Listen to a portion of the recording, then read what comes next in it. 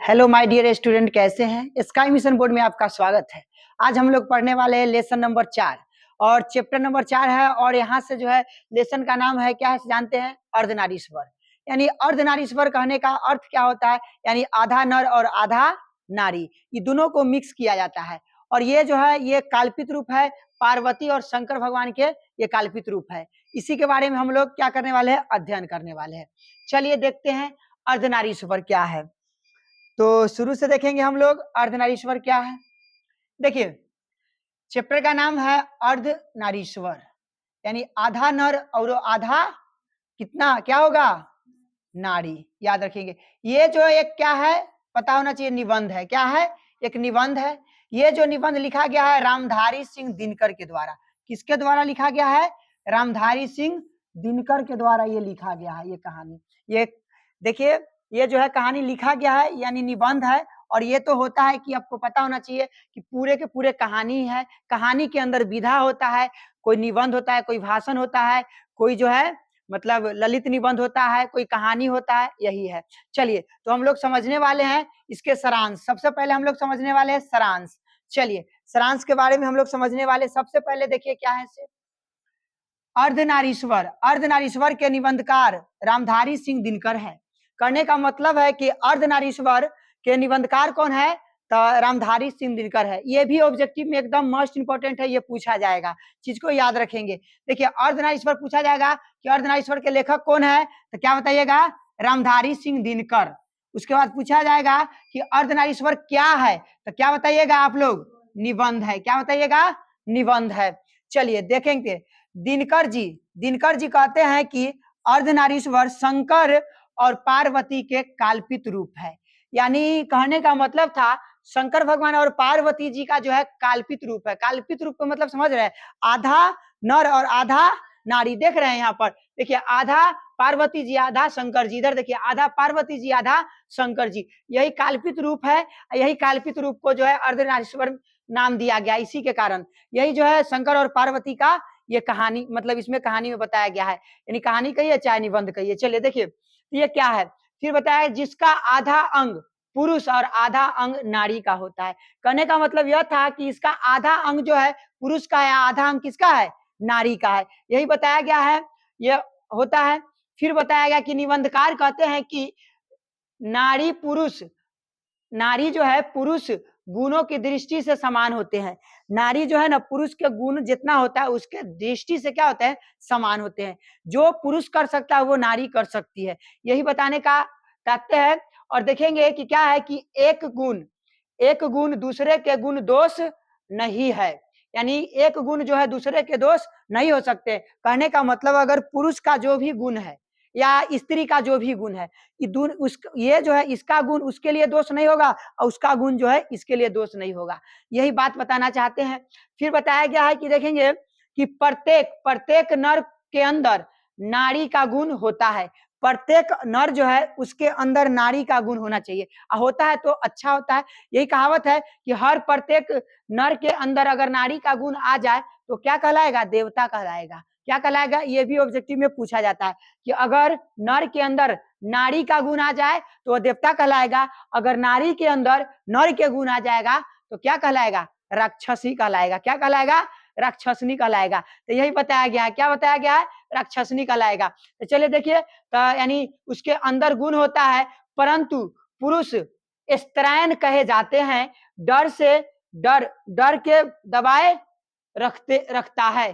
कहने का यह मतलब है कि पुरुष जो है नाड़ी हद तक बन सकता है, मगर वह जो है अपने डर को स्त्रैण, मतलब कहने का मतलब स्त्री बनने का अपने अंदर जो है डर को दबा के रखते हैं। सोचते हैं कि अगर हम साड़ी पहन ले तो हमें लोग क्या कहेगा, समाज में क्या कहेगा। इसीलिए वो अपने डर के कारण जो वो नारी का रूप नहीं कर पाते हैं, मगर वह जो है अगर कर ले तो देवता कहलाएंगे। याद रखिएगा। चलिए, तो ये है दबाए रखते हैं। अगर नारों में विशेषताएं, यानी नरो होना चाहिए। अगर नरों में विशेषताएं आ जाए, जैसे दया, ममता और दया, सेवा आदि को उनका जो है व्यक्तित्व धूमिल नहीं बनता, बल्कि और अधिक निखर जाता है। कहने का मतलब अगर कोई नर में उसके अंदर दया, ममता, प्रेम, भाव, प्यार ये सब आ गया तो समझ जाइए कि उसका जो है क्या है कि उसका और ज्यादा निखर हो जाता है। ये सब जितना आ जाए, अच्छा हो जाए व्यक्ति के अंदर, तो इसके पास ममता आ जाए, ये दया आ जाए, हर चीज को एक दूसरे को मतलब समझना आ जाए, तो समझ जाइए कि क्या होगा कि उसका और उसके अंदर क्या हो जाए, निखर आ जाएगा। निखर कहने का मतलब खूबसूरती आ जाएगा, और ज्यादा जो है व्यक्ति जो है खूबसूरत हो जाएगा और खूबसूरती हो जाएगी। इस तरह से बताया जाता है, इसलिए कि धूमिल नहीं हो सकता है। देखिएगा कि इस तरह प्रत्येक स्त्री में, इसी तरह अगर प्रत्येक स्त्री का तत्व होता है, यानी प्रत्येक स्त्री में पुरुष का तत्व होता है, याद रखिएगा। इसी तरह प्रत्येक स्त्री में पुरुष का तत्व होता है, परंतु सिर्फ उसे कोमल शरीर वाली, यानी सिर्फ उसे कोमल शरीर वाली, पुरुष को आनंद देने वाली रचना, घर की दीवारों में रहने वाली मानसिकता उसे अलग बनाती है। कहने का मतलब है कि देखिए यहाँ पर बताया गया है कि यहाँ पर देखेंगे कि बताया गया है कि देखिए स्त्री जो है, स्त्री को कहा गया है कि देखिए कि वह जो है, सबसे पहले बताया गया है यहाँ पर कि स्त्री के बारे में कि सिर्फ वह जो है, सिर्फ वह कोमल शरीर वाली होती है। स्त्री क्या होती है? कोमल शरीर वाली होती है। वह जो है फिर बताया गया है कि पुरुष पुरुष को आनंद देने वाली होती है, यानी उसका जो शरीर का रचना बनाया गया है पुरुष को आनंद देने के लिए बनाया गया है, ये करके बताते हैं लेखक। और इतना ही नहीं, घर की घर की दीवारों में रहने वाली मानसिकता उसे अलग बताती है। कहने का मतलब कि अगर कोई स्त्री में जन्म लिया है तो वह एक पुरुष के, उसका जो शरीर होता है कोमल रचना होती है, वह पुरुष को आनंद देने के लिए बताया गया है। और इतना ही नहीं कि उसको घर के चार दीवारी में पैक करके रखने के लिए बताया गया है। इस तरह से बताते हैं। इतना ही नहीं, देखिए ये बताते हैं लेखक की, और इसलिए इसे दुर्लभ जाने लगा, इसलिए इसे जो है दुर्लभ कहने जाने लगा। इतना ही नहीं, समय बीतने के साथ साथ पुरुषों ने महिलाओं के अधिकार को दबाया चला गया। कहने का मतलब जितना महिला थी उसका अधिकार के, जो जो भी उसका अधिकार था, उसका अधिकार को दबाए, मतलब दबा करके रख दिया गया। कहने का मतलब यह था कि जो भी पुरुष कोई काम करता था तो ठीक है, वो काम कहीं भी कर सकता है, मगर स्त्री को काम करने के लिए नहीं कहा गया। स्त्री को घर में ही रखा गया, उसको बाहर नहीं पढ़ने के लिए भेजा जाता था, कुछ भी करने के लिए नहीं भेजा जाता था, इसलिए स्त्री को दबाया जाता था। मगर अब जो धीमे धीमे जो इसी बात पर स्वामी दयानंद ये सब जो है बहुत सारा विचार प्रकट किए, तो आज देखिए स्त्रियां पढ़ने जाती है, सब चीज कर रही है। यही बात है। तो देखिए यही बात, इसको जो है अधिकार नहीं दिया जाता था और उसको दबाया जाता था। इतना ही नहीं, पुरुषों और स्त्रियों के बीच अधिकार और हक का बंटवारा हो गया। उसके बीच जो है, स्त्री और पुरुष के बीच जो है अधिकार के लिए हक का बंटवारा हुआ। हक का क्या बंटवारा हुआ कि पुरुष को बताया गया कि आपको बाहर कमाना है, स्त्री को घर के काम करना है, ये दोनों में बंटवारा हो गया। कहने का मतलब समझते हैं, यानी पुरुष जो है दिन भर खेती में काम करेगा, स्त्री जो है घर में अपना उसको सामान वहां से लेकर के आएगी, तो वह क्या करेगी, उसको फटकेगी, घर ही में मतलब साफ सुथरा करके वो रहेगी, दुरा के घर के आंगन को ये बाहर सुहार करके साफ सुथरा रखेगी। पुरुष जो है अपना खेत में काम करेंगे और बाहर से भी कमा उमा करके लाएंगे, वही बात है। तो यही सब काम होता है। इतना ही नहीं, स्त्री को कहा गया था, पुरुष जो है, पुरुष और स्त्री के बीच अधिक हक और बंटवारा हो गया था। महिलाओं को सिर्फ सुख का साधना समझ जाने लगा। मतलब कहने का मतलब महिलाओं को स्पेशलिस्ट जो है सुख का साधना समझने लगा। लोग जो है, पुरुष जो है स्त्रियों को सुख का साधना समझने लगे। और इतना ही नहीं, निबंधकार कहते हैं कि आदि मानव और आदि मानवी होते तो उन्हें अफसोस होता कि मैं तो नारी में नर और नारी में अंतर होना चाहिए, मिस्टेक है, नर और नारी में अंतर नहीं किया, मतलब नारी में अंतर नहीं किया। कहने का मतलब कि उन्होंने अगर मानव होता या मानवी होता तो उन्हें भी अफसोस होता कि नर में और नारी में क्या अंतर होता है। यही बताने के लिए, इतना ही नहीं, हम साथ साथ रहे, पशु और पक्षियों में भी नर और नारी होते हैं, लेकिन वे नारियों पर कोई भेदभाव नहीं किया। उन्होंने कहा, एक पक्षी का एग्जाम्पल दिया। उन्होंने कहा कि देखिए कि एक पक्षी जो है उसमें भी नर और मादा होता है, उन दोनों में कोई भेदभाव नहीं। वो भी आसमान को पूरा घूमती है, आसमान में घूमती है, खुला आसमान में, और नर भी पूरा खुला आसमान में घूमता है। वो कहने का मतलब था कि वो जो काम अगर पक्षी कर सकता है तो उसका जो है मादा पक्षी वो भी कर सकता है। तो उसमें जब भेदभाव नहीं है तो मानव क्यों किया भेदभाव, किस लिए किया भेदभाव, यही लेखक बताना चाहते हैं कि आखिर मानवता होना चाहिए तो इसमें भेदभाव कोई नहीं होना चाहिए।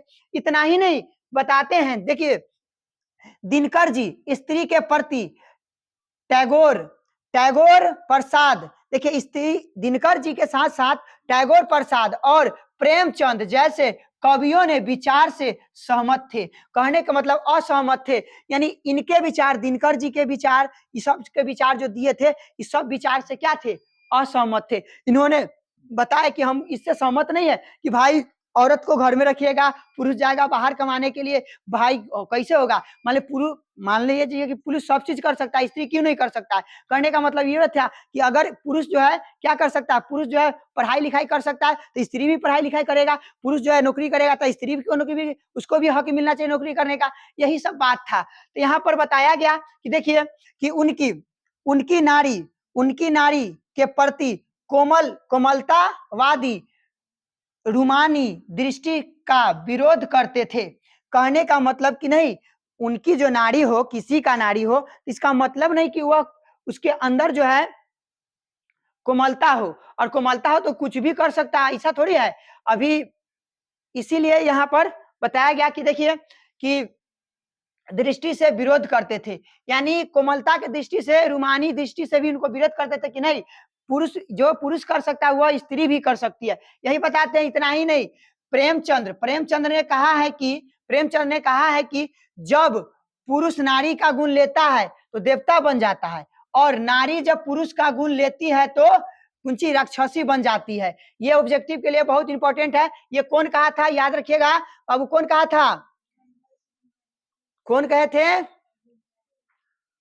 प्रेमचंद्र। कौन कहे थे, याद रखेंगे, प्रेमचंद्र ने अपने पुस्तक में लिखे थे कि जब पुरुष जो है नारी का गुण लेता है तो देवता बन जाता है, और जब नारी जो है पुरुष का गुण लेता है तो कुंची बन जाती है, राक्षसनी बन जाती है। दिनकर जी कहते हैं कि यह सुनने में बहुत अच्छा लगता है। नारी स्वप्न है, नारी सुगंधी है, नारी पुरुष को बाह पर झूलती हुई माला है। ये कौन बात बोलते हैं, क्या नाम है इनका, दिनकर जी कहते। इतना ही नहीं, कहते कि पुरुष अब नारियों से कहने लगा है कि तुम्हें घर से निकलने की जरूरत नहीं है। कहने का मतलब ये कौन है, दिनकर जी कहते हैं नारियों को कि ये देखिए, ये प्रेमचंद्र ये डायलॉग लिखे कि देखिए जब नर जो है अगर नारी का गुण लेता है तो वह देवता बन जाता है, और फिर कहते हैं कि नारी जब नर का गुण लेता है तो राक्षस बन जाता है। तो यही पर दिनकर जी कहते हैं कि देखिए, उन्होंने कहे सबसे बड़ी बात कि देखिए नारी एक स्वप्न है, नारी एक सपना है। इतना ही नहीं, कहते हैं कि नारी सुगंधी है, यानी सुगंध है। उसके साथ साथ यही भी बात बोलते हैं कि नारी पुरुष के बाह पर झूलने वाली माला है। जैसे कि पेड़ में एक शाख का एक डार लटका हुआ होता है, जो कहता है कि पेड़ जो होता है पौधा पुरुष है, उसका पत्तियां जो है नारी है। इस तरह से वह व्यक्त करते। इतना ही नहीं, पुरुष अब नारियों से कहने लगा है कि तुम्हें घर से निकलने की कोई जरूरत नहीं है, यानी कहता है कि तुम्हें घर से निकलने की कोई जरूरत नहीं है, हम तो कमा ही रहे हैं, आपको खाना है। इस तरह से मानिए, तो वह निकलने की कोई जरूरत नहीं है, मैं अकेला काफी हूं।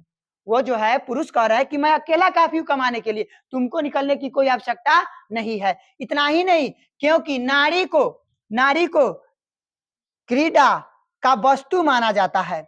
इतना ही नहीं, उसमें धूल कण न लग जाए।